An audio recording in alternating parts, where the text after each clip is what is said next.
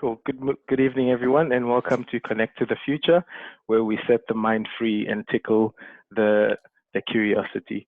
So I'd like today to welcome you all to another special edition of Connect the Future, where we explore an interesting topic that will be delivered by Mbali, where she is trying to run us through a re-engineering process of men in an ailing society. But before we go ahead with that, I'd like us to maybe have a little bit of a word of gratitude coming from our lovely Amber. So I'll hand it over to you, Amber. Yeah, hey everyone. Hopefully lots of smiling faces. I am smiling a lot and I'm very grateful for the fantastic weather that we have today in Edinburgh. It has been 24 degrees, which is maybe the hottest day of the year so far. Wearing shorts, t-shirt, and I didn't even consider taking a jumper when I went outside the door. So that's a win for me. Yeah. Thank you so much. And for those who don't know, she's in Edinburgh, and we know what cold is. So we actually thrive in this sunshine. So yeah, I would also add to that. I'm very happy for the weather, and more than anything, I'm happy to have you guys here today. Give a shout out to Mr. Vincent, who's not here with us today. He'll probably, no doubt, will be listening in later on to us. So shout to you, Vincent. So without any delays, I'd like to hand over to you, Mbali, to take us through your lovely topic. Thank you. Evening, everyone. Okay, so I'm going to talk about a forum that I run. Excuse my voice. I live alone, so I haven't spoken in hours. Excuse me. So I run a forum called Amaqhawe Men's Forum. Amber, for your info, Amaqhawe is a warrior, or rather, Qawe is a warrior. And I run it with two other gentlemen. They were supposed to join. I don't know where they are, but anyways. Excuse me. So basically what we do is, if you look at society currently, there are a lot of forums, or what do you call them? Empowerment sessions that are strictly dedicated for women. And there aren't enough, I'm not saying there aren't any, there aren't enough for men. If you take, for instance, something like the Oprah Winfrey School is only for girls and empowering girls, and then the boy child gets left behind. And you know, most of us that are South African know of our scourge in the gender-based violence. And the guys decided that, you know, we can all complain, we can all point fingers, judge people, but what are we doing to help the guys sort out this issue? And we know that men generally do not talk about their feelings. There's very few men that actually share, especially when things are not going right. Sorry, whether it be home or in a relationship or anything. So we then started the forum 2 years ago. It will be 2 years now in June. And when we started our first session, I think we had 40 men. The last session that we had was the first session that we also had where we included women, because we felt, you know, everyone speaks in isolation, everyone blames the other, but no one is actually listening to the other to understand and know what everyone is going through and why we are faced with the issues that we are faced with. And with that session, we had about 150 people, which for us, you know, is a great stride considering the challenges of trying to just getting men to attend on a Saturday morning, mid-morning, you know, after partying the previous night or whatever it is, or just being in an environment where it makes them feel uncomfortable.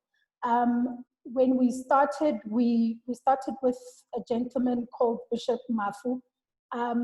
The reason why we've stuck with him is because much as he is a bishop, priest, whatever you want to call him, he steps out of that role and speaks as a man and motivates as a man. And what was funny was that on our second session, we had approached Old Mutual to partner with us, and at a blink of an eye, they actually didn't even think about it. They just said, we're coming on board, we will support you in every other forums that you will host, but you have to make sure that Bishop Mafu is there. And this is because the gentleman that runs the department within Old Mutual that does the sponsorships had heard him speak at another event. So he's become a constant feature. And part of, I want to call them guests that attend, I think the only session they've never attended was our first one. We have Johannesburg Housing Company as well as our constant guests. So what they do, they then bring on board 20 to 30 of their employees to attend our sessions. And we've created such a wonderful relationship with them that last year from mid-October to about early December, we ran workshops. So Johannesburg Housing Company, for those that don't know, are a company that owns various flats across Johannesburg, from the most dangerous areas to kind of the securest areas. But what they had requested from us is to host family events where we did workshops with children, we did workshops with the parents, so separate from each other. And then the ending of that, there was a family day event that we hosted as well for them. And, you know, to see companies support such initiatives is actually for us very motivating, because, you know, the three of us work, and it's very challenging to try and keep up as well with trying to do this greater good for society. So sometimes we fall back on our plans, on the events that we want to host.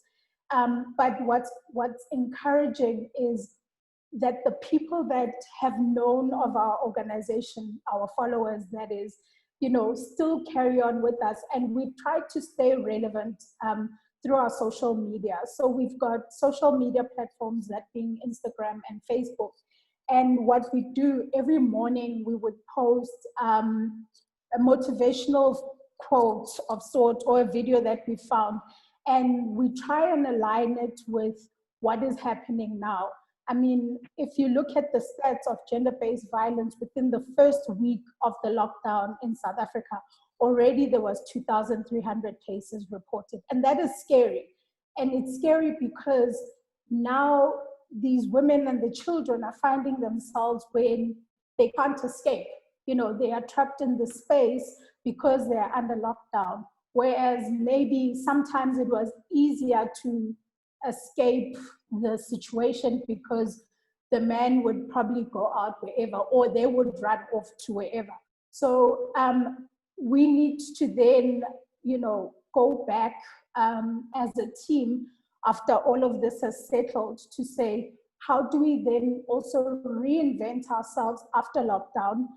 What better can we do to try and improve, or even just, you know, kind of find out what happened, what caused all this? Because you would think that with alcohol having been banned at the beginning, it would decrease the violence, but it actually didn't do anything. But I could think of a couple of factors. Maybe people lost their jobs, were overwhelmed, and that's also, I'm not saying it's the right thing, but it's something that enables the behavior.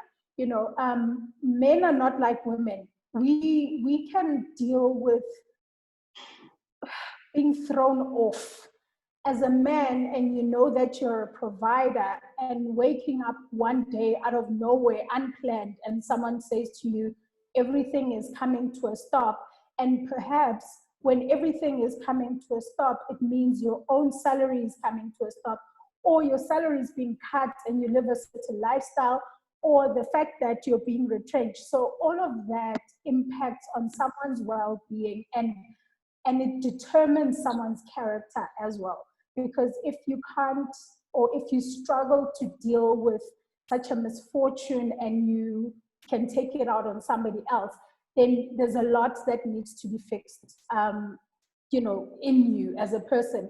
And we've also luckily been able to build a relationship with a psychologist, which now helps us to, on top of, yes, collecting the information about what people are suffering from or struggling with, there is someone that can also help to heal the men.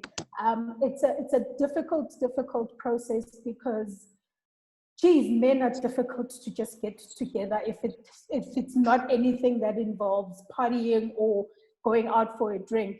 But we appreciate the guys that have been with us, from day one and continue to support us and see the benefit of why we started this forum. And I think, I believe that it will grow, and I'm okay with where it is right now because we're also learning. So I think, we've done pretty well as a team, as challenging as it is, sometimes I also think, geez, you're a woman, you're a chairperson of a men's forum. What the hell is wrong with you when you should be focusing on women issues? But the truth of the matter is, it's not the women that actually need the help. They've already got so much help. We need to now go back and sort out the guys. Because if you think about it, a child that comes from an Oprah Winfrey school, who are they going to date? Because, and I'm not saying there aren't any boys or men that can match up to them, but then the scale kind of is so far apart where they could meet the kind of caliber of women that they are. And we need to then ramp up the boy child to be at the same level so that we can have women and men speaking the same language and understanding that, being career driven is not a bad thing if you're a woman. Wanting to have children later on in your life as a woman is not a bad thing, because sometimes you find that the conflicts are really such minuscule issues, but become such a great, disturbing issue because the one doesn't understand the other, and neither are they taking the time to understand the other. So yeah, I think, we will get to a point where we can fill up a convention center and with just men. That's actually one of my dreams, to see 1,000 men in one venue and seeing them walk out of there with a positive message, a positive outlook on themselves and, the women counterparts within their lives. So yeah, that's what basically our forum is about. That's it from me. Wow, that's what a wonderful work you guys are doing over there. I think one thing that we as people never kind of put into perspective when we do things is the ripple effect that it has. So you could be literally helping one person, and that one person goes on to help 1,000 more people. So effectively, you alone have helped 1,001 person without just knowing that. So I think from my side, I'd like to just reach out and just say thank you to yourself and your organization for actually having a platform that does this. In the meantime, I think I've asked about 2 questions in the chat section. I haven't seen anyone ask anything, but I guess it's a good platform because I think everyone probably feels like they can just talk about this. It's such a close to home subject that you don't need to formalize it and put onto words and questions and all that stuff. So I'll read those 2 questions and then open it up to the floor. So my side of things, or what I wanted to know is, do you think that maybe, do you know why, like the reason behind why men don't like to talk about things, why they are not able to share things or speak about their feelings? Do you have any insight on that? Yeah, so from research done, whether it be talking to the guys, just on a normal chat, or finding, the answers from, like, for instance, the psychologist. If you look at Black men especially, they are not raised to express their feelings. If you fall, you are not allowed to cry. You're a man, you're not allowed to cry. Men don't cry. Men are not supposed to be emotional. And these are the reasons that create, the setback as a country or as a community, that men are just not taught to have feelings. And their way of feeling is, I mean, if you think about it, if your boy child gets into a fight, right, and they beat the hell out of him at school, the first thing you'll say to him is, you need to go back and hit back, right?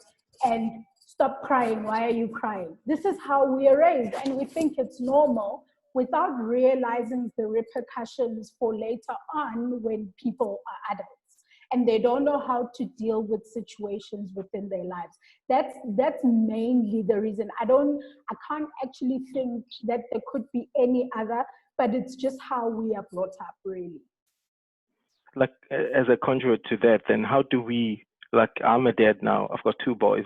Clearly I've been raised a certain way, and let's say I was raised in a way that I can't express my emotions, and all I need to do is just fight you or do something physical to you to communicate with you, right?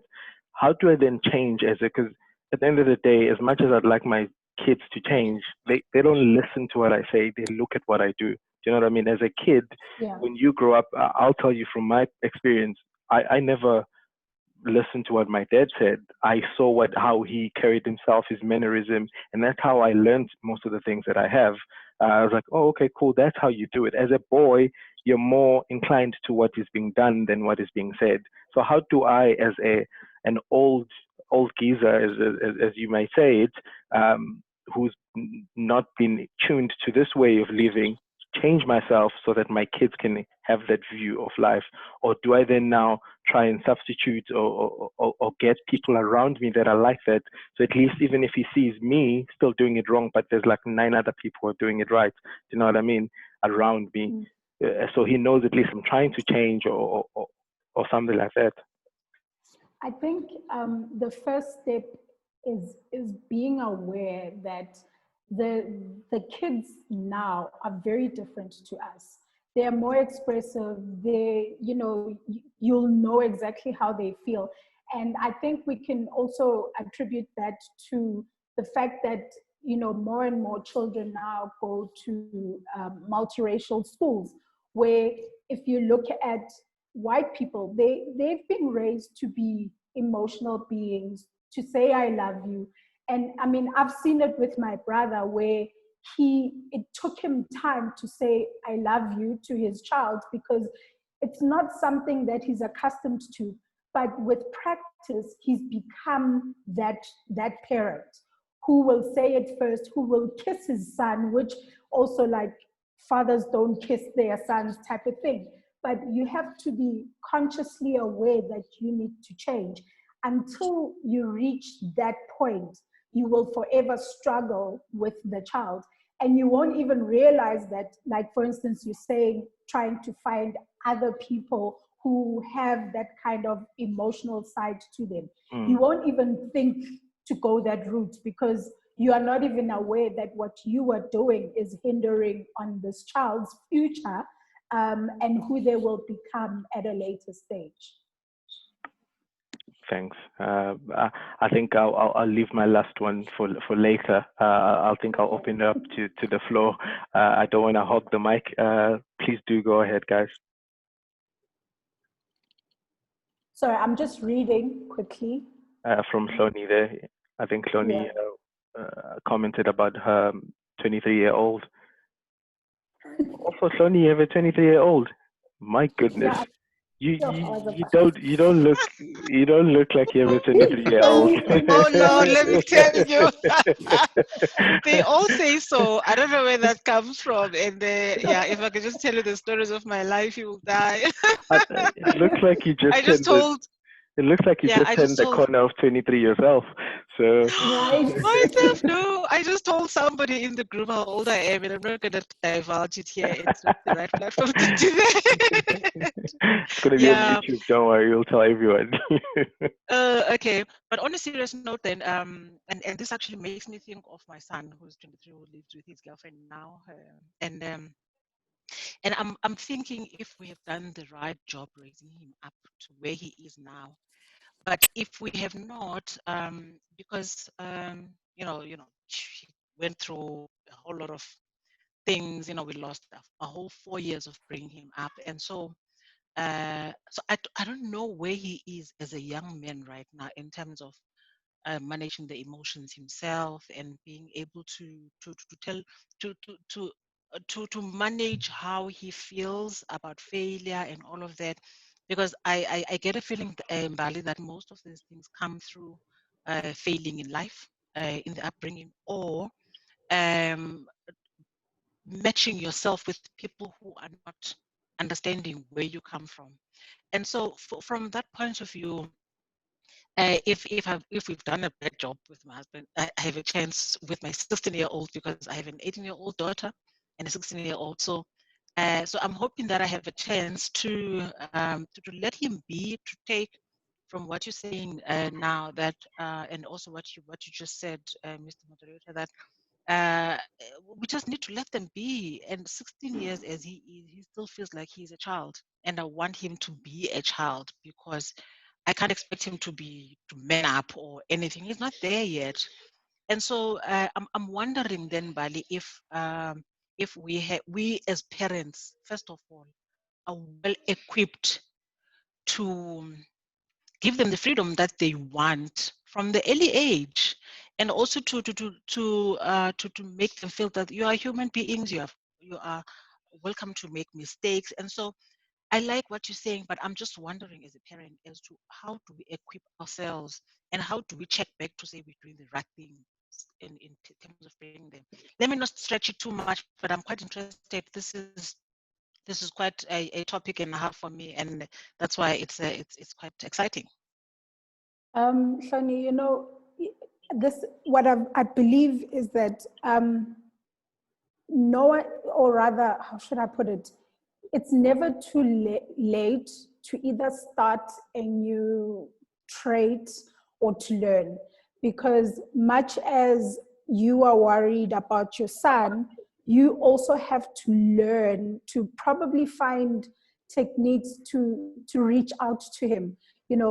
Finding a side, it doesn't have to be formal, asking certain questions and listening to his response on how he responds.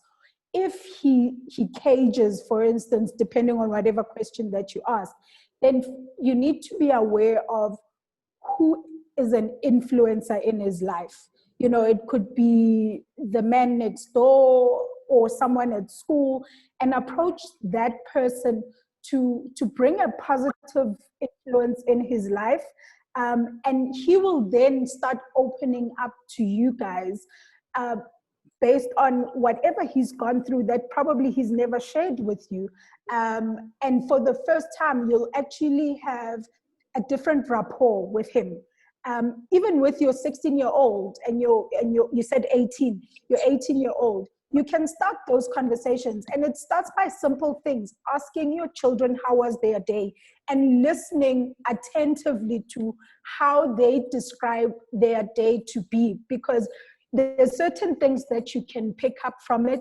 And if there's something that upset them, allow them to be upset instead of saying, no, you need to be strong. Yes, we all know that people need to be strong, but humans are humans. We go through states of emotions. Some days are better than others. So we have to learn to have certain discussions with children so that they are comfortable to speak with us as adults or as parents.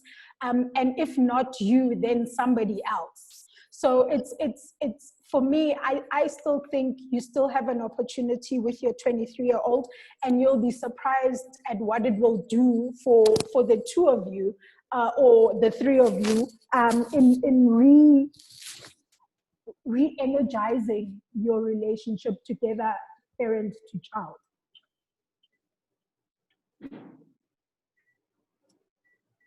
I hope I made sense.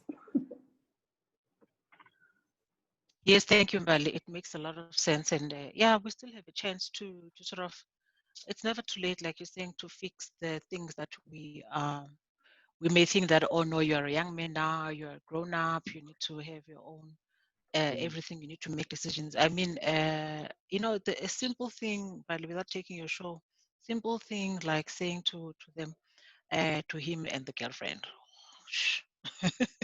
that I love you guys. It's, and he feels like, oh, really?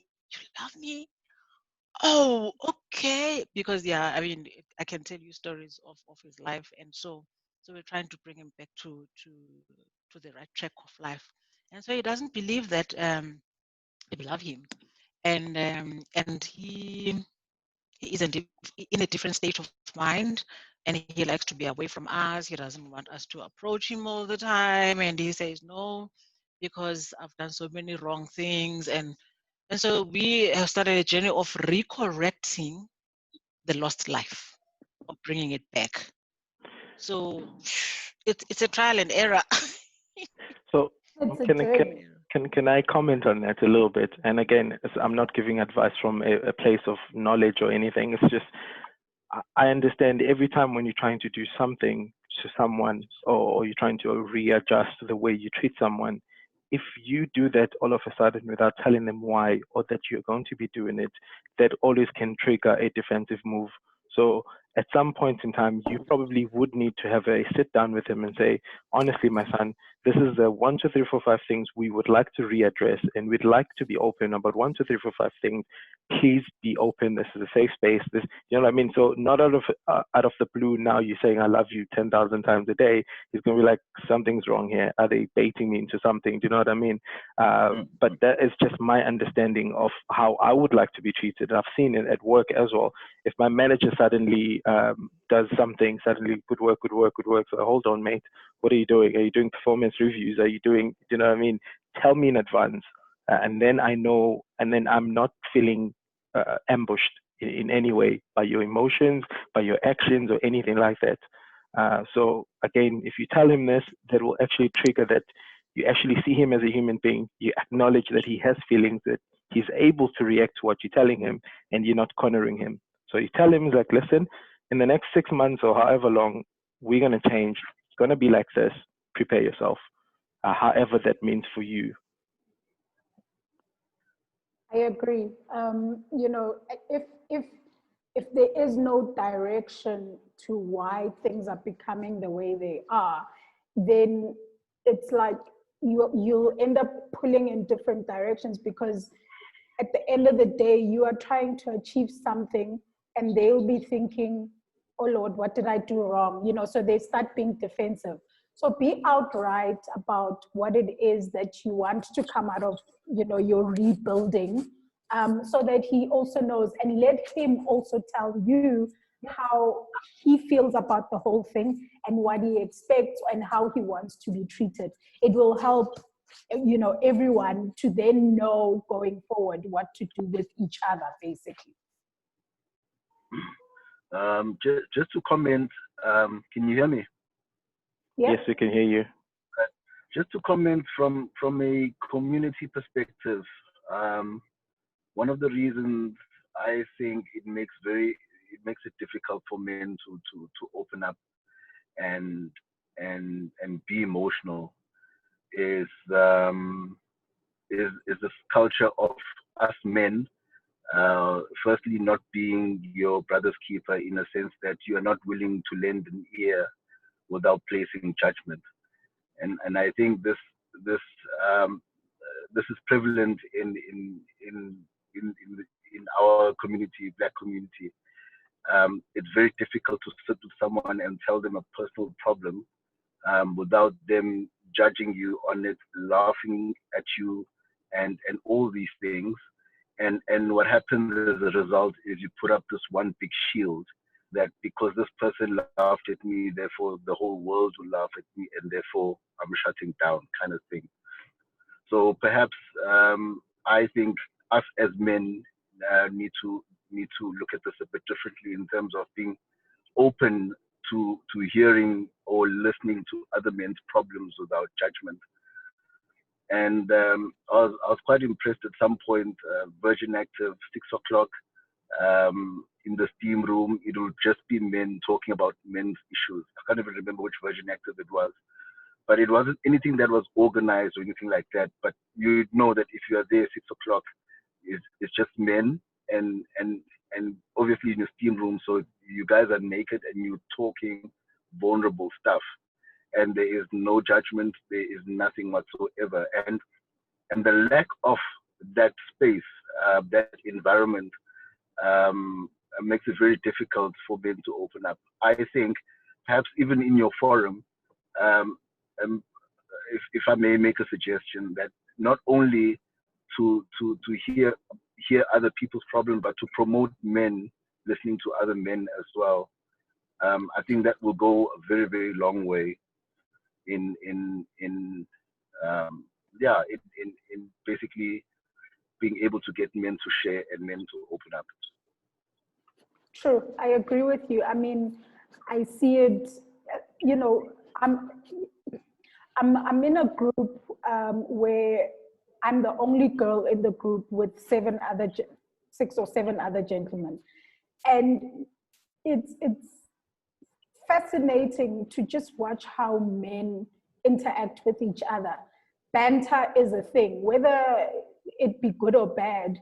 It just also makes it difficult when a real situation arises within, you know, the guys where they need to be vulnerable. The first thing they'll think of is the fact that they are going to be teased. So then they hold back. And guys generally do this. And this is how, I suppose, maybe being male is determined that banter is allowed. I don't know. And it's not to say that women do not tease each other, but women, you get teased, you can cry about it, it's okay. For guys, you have to remain laughing as if it's nothing when it actually is affecting you. And what we don't realize is that whatever has been said to you can sit at the back of your brain and just hinder your progress in anything else with regards to whatever it is that was teased about you at the time. You know, so we have to be cognizant of the things that we say to each other. Because not everyone is strong enough to take it. They may act it, but when they walk away and they are behind their own doors and whatever, it hits them that I'm maybe not good enough. And already by having a negative thought, it's really very difficult to then move forward, you know, and be an emotional or an expressive person. I saw, Mbuso, your question, so I don't, okay, so Mbuso asked if, because a lot of households now are led by women, does that have an influence on how men turn out, and linking it back to Charlene's talk as well. So I think it does, because we've actually had a session, I think it was our first session that we had, and at the end of the day, a woman can never be a man.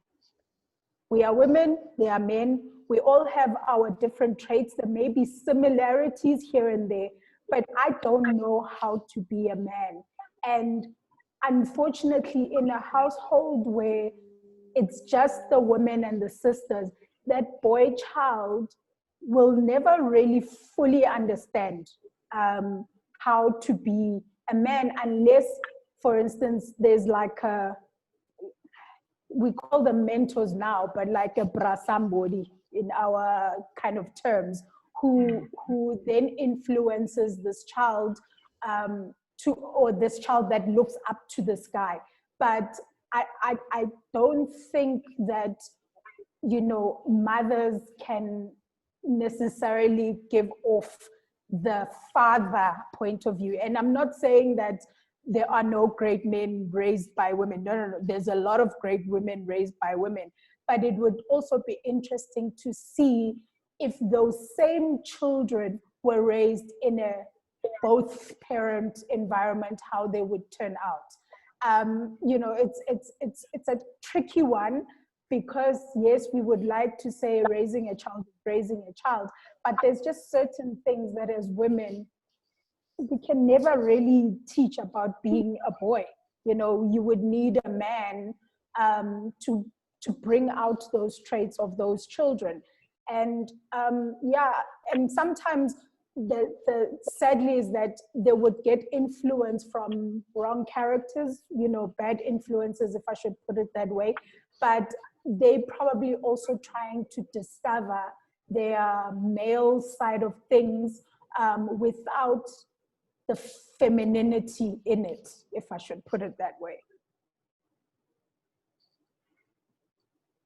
Not sure if I answered you fine. Is he gone? I think he's gone.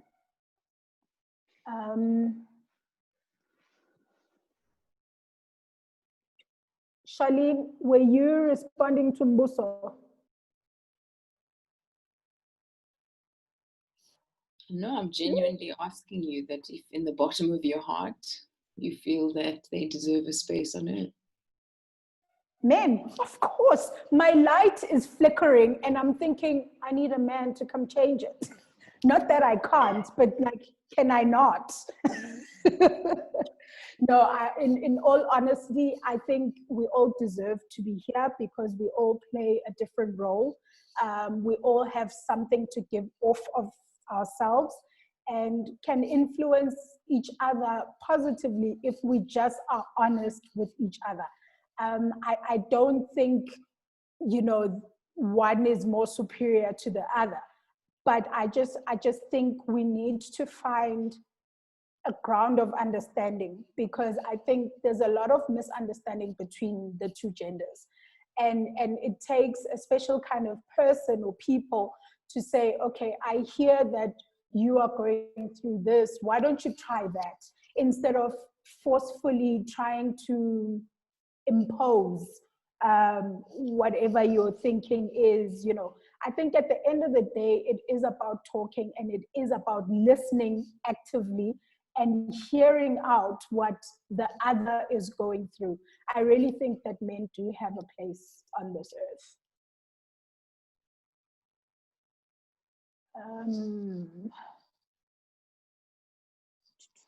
There's Dumi over there. I see a hand up. Yes, Dumi. Oh, wait. You're on mute, Dumi. Oh, okay. Let me unmute you. See if I can. Nope. There you are. Well, I can see the comment. I have accepted that we are not cut from the same cloth as men. I would have actually liked to hear more regarding that. Your mic, we can't hear you.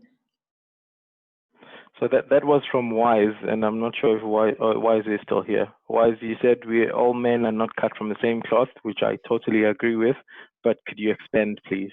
No. It was actually from Dumi.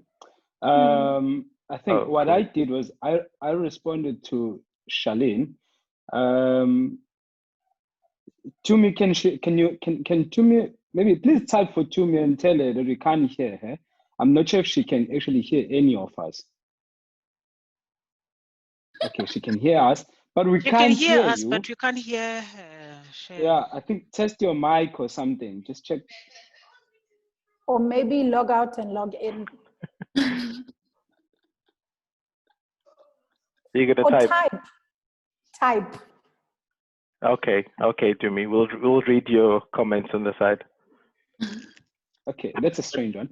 Yeah. So what I said was that when Charlene said that do we feel that guys with the beards and stuff actually do have a space or deserve a piece She in this didn't say pie. with the beard. All of them, all kinds, wise, all kinds. He's doing a featuring there. But yeah, maybe just to add in on that, I'm listening here and I'm listening on the scenarios, and I'm also trying to actually relate with my growth. And I'm looking like, for instance, I am fortunate to have experienced life in different environments, rural area, as far as I can't really, I'm not sure what how we call it in English, but then, chasing the cattle and all of those things, to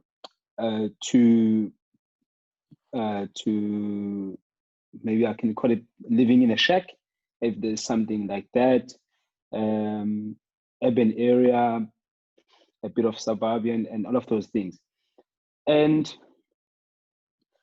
I'm listening to Mbali, and I'm looking at all these environments that I've been to, and I'm like, hey, flip, there's a great need, because not all of these boys are lucky enough to actually, from growing in those pockets, grow with the same form of respect that some of us may have for women, and actually have ways to actually appreciate women,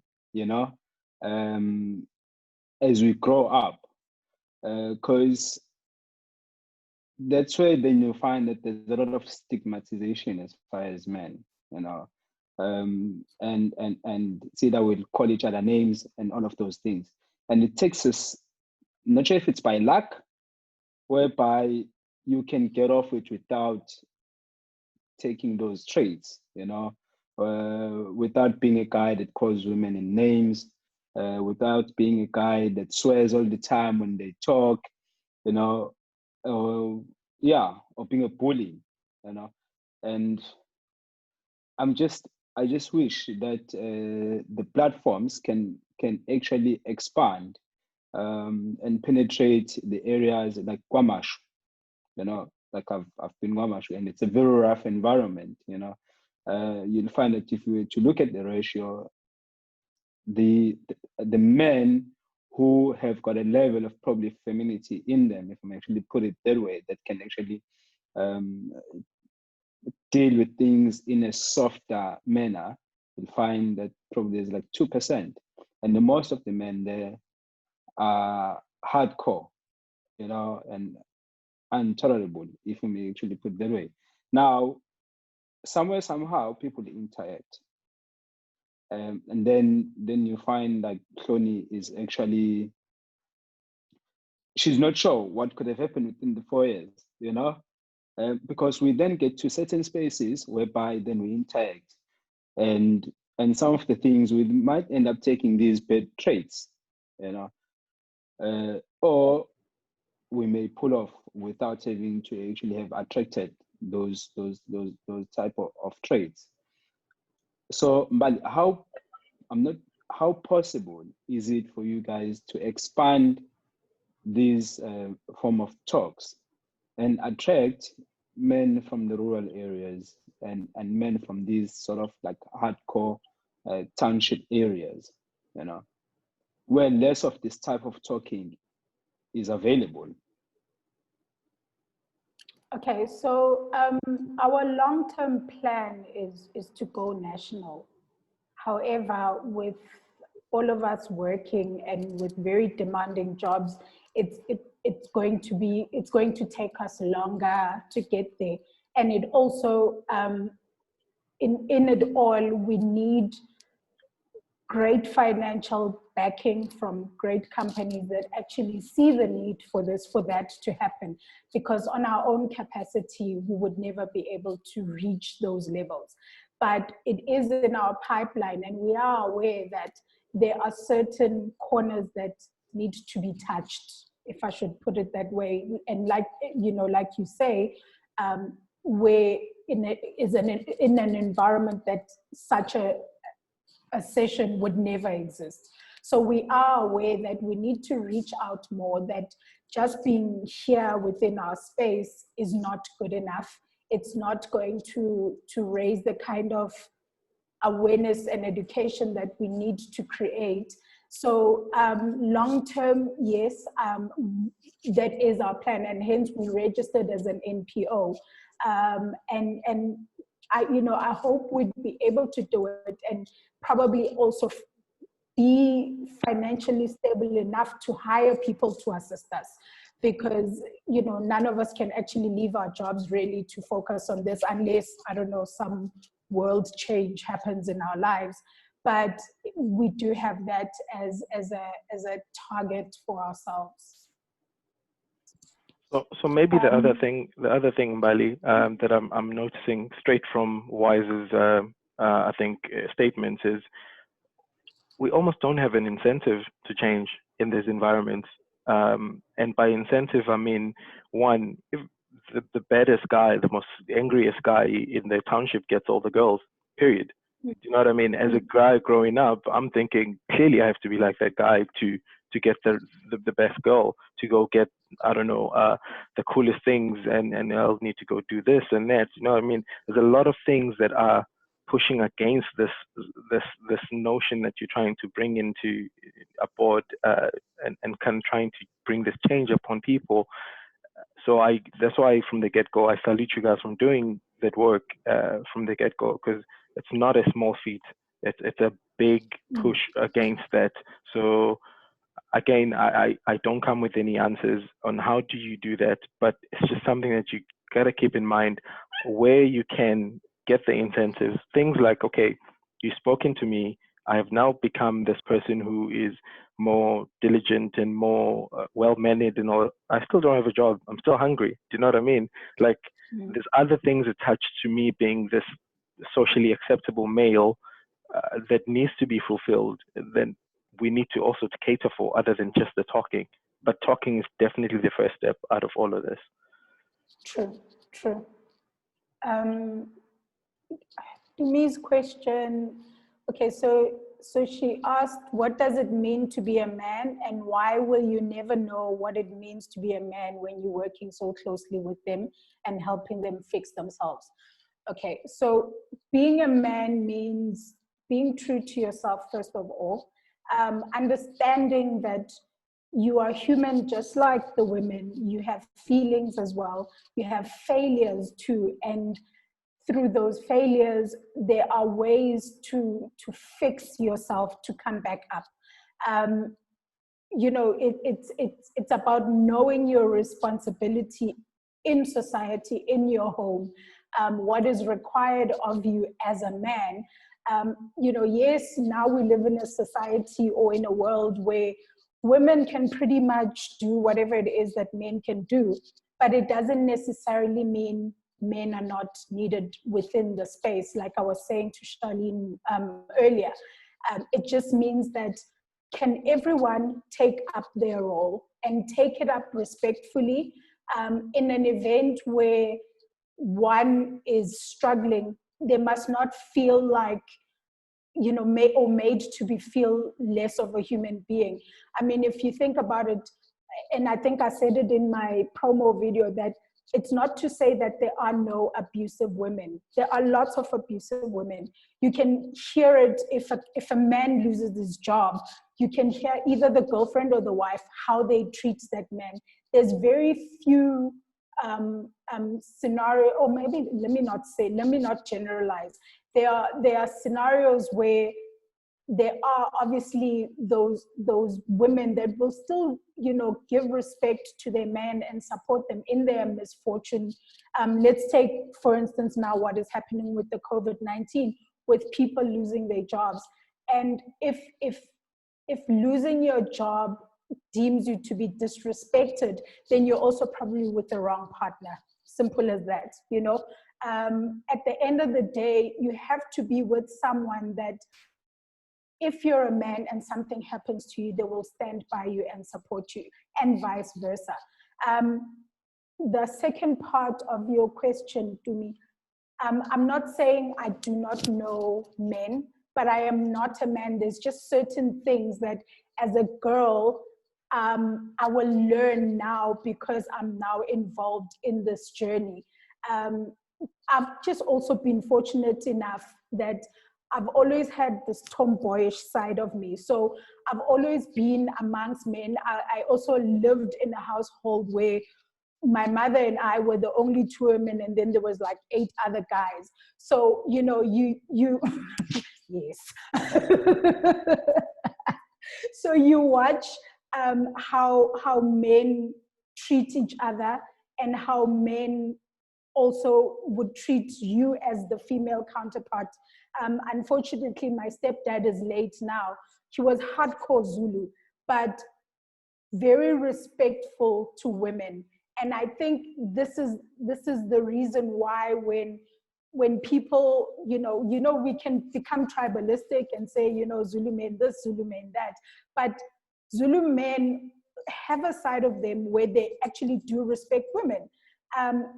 You know, it's just that circumstance in different households produces different kind of people. But, you know, I got to learn and understand the different kinds of men, but I was just not a man.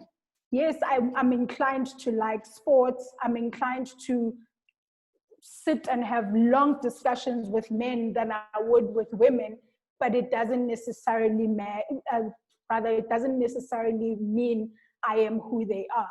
And like I say, I am learning throughout this whole entire journey, you know, through the talks that get given.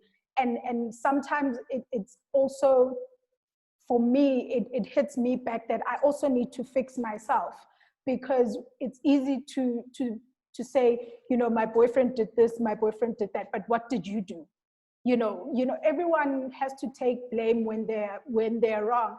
And if we can't do that for ourselves, then I think we'll all be just fighting a losing battle. I hope I've answered you sufficiently. Shali, what? I don't know if it's luck. Oh, okay, sorry, I was just reading Charlene's comment. So yeah, I think I've answered everyone, correct? I think you have. So I'll just open it up to anyone who has any comments or anything to add, really.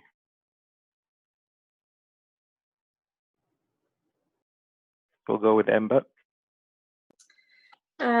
Yeah, I don't have really a question, I guess more a comment, and I think I just wanted to echo the kind of, I guess, the gratitude earlier that was expressed for what you're doing, because I think it is really, I think it's seldom that we manage as human beings, whether we're men or women, to put aside a kind of a judgment and a blame and actually look into the root of the problem, and not just say, oh, well, this happened, and not actually, you know, kind of delve deeper and look at why that's happening. And I think, you know, that's obviously what you're doing, and it takes massive courage and, you know, a lot of hard work. So well done and thank you. I think that's. Thank you, appreciate it.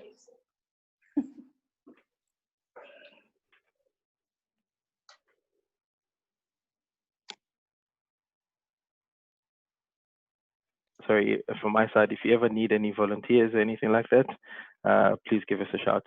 I'd be happy to extend any talks if you need me to, or any advice that I've gone throughout my whole life.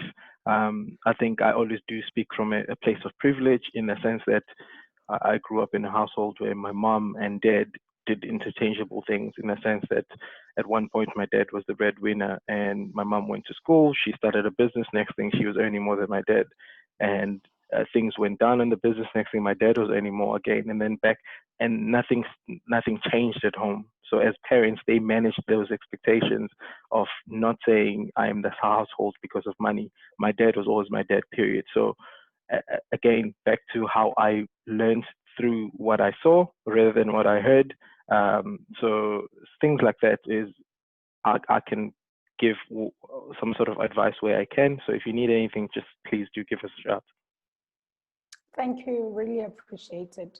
And you know, the example that you used is how life should be, because, you know, nothing about life is guaranteed.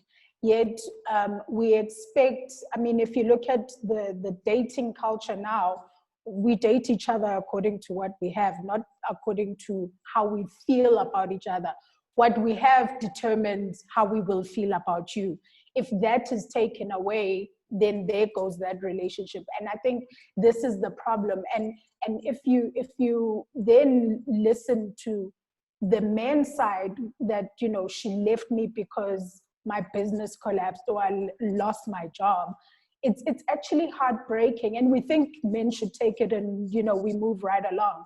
But it's actually heartbreaking, and what we don't realize is the damage that it causes to the man, and going forward, how that man then views women, you know. And this is where, you know, abuse comes in, whether it be physical, emotional, psychological. We've got currently in the country an increase in mental health. Oh, you know, a lot of men, and it's you know, it's scary to see that a lot of Black men, where depression was never a thing in the Black community, has now become so prevalent. You know, suicide rates. I mean, right now, if we had to keep track of how mental health is going to spike up with, you know, the COVID-19 situation, and how many attempted suicides and even suicides themselves actually taking place, it's actually going to be very shocking. And it's going to happen whether, you know, through all racial barriers, because it's hard. People are going through a hard time, and it's even harder when you can't express yourself. So the next best thing, it's either you go into depression or you just kill yourself.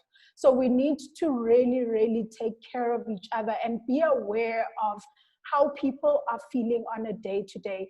And I always tell people that, you know, even if you know your male counterpart to be strong, check on them, because you don't know what people are going through. We assume someone is looking happy, and next thing you hear, they've killed themselves and no one can explain why, because we don't reach out and ask how a person is genuinely doing. And they probably also don't express it, because how can you be depressed? You're always laughing. You know, we need to really, really take care of each other.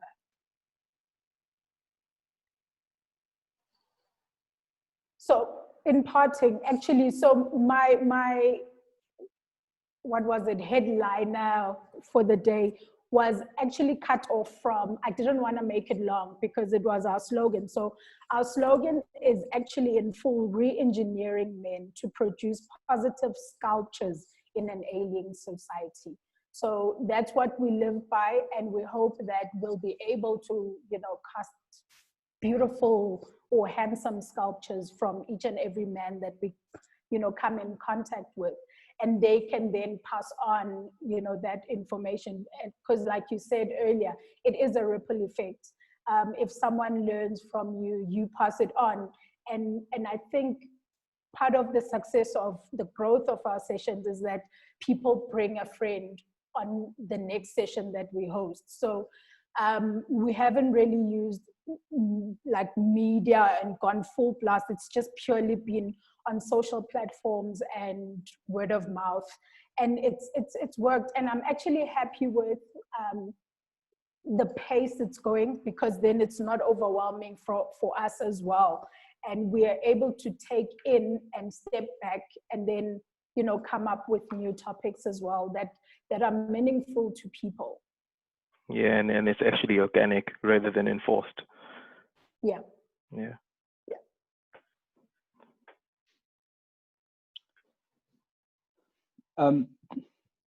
Hello. Yes, Wise. No, I wanted to say, Mbali, I am available as well. Thank you.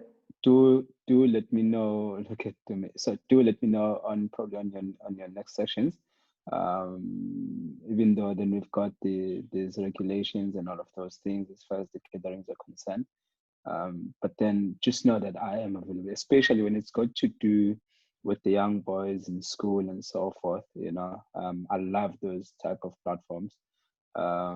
So yeah. Thank you, Wise. Will do. And to me, just saw your comment, keep the faith, stay strong. It is hard, everyone is just going through the most.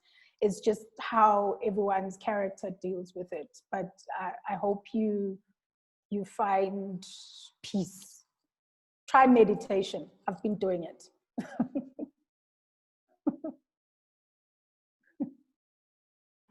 Nice. I think we've all said our piece. Snotty, Charlene, just gonna go through the roll call. Shoni, anyone needs to voice out their last bit? So I think for me, I'm available as well. Please let me know when the next gathering is. I'm very keen on participating. Thank you so much. Will do. And maybe if I can quickly suggest something, guys, before we even extend ourselves to Mbali and her organization, ourselves here, Wise, I'm here, Snotty, I'm here. That's where it starts. I'm very grateful to have you guys, as even though I don't know you as well as Vincent, but I feel like through these sessions I've gained friends, and I'm grateful for that. True, I agree with you. Likewise, bro. Yeah, same here. Sorry, Charlene, I cut you off there. You were about to speak. Okay. I have to share my, look how cute they being face. Wait for it. Here they are being like, nah. No, Mbali, I just wanted to say thanks, keep on the good work. I gave up on them long ago, legit. I feel like if you melt them into one pot, I don't choose. Like if they were all in one pot and they said, decide, do you want to keep them? I'm like, no. As individuals, there are ones that I choose and I work on and I love. But as a majority, like, thanks for doing the good work for us all. No, it's fine. I'll hold the fort. Don't worry. The remedial work, I could take it.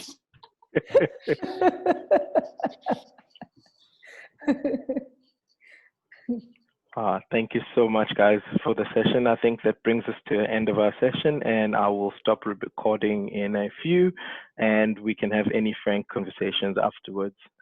Thank you so much for joining the session. Thank you. Thank you, Mbali. Thank you for hosting. Yeah, thank you, Mbali. Thank you, everyone, for the comments. Thank you. Thank you, guys.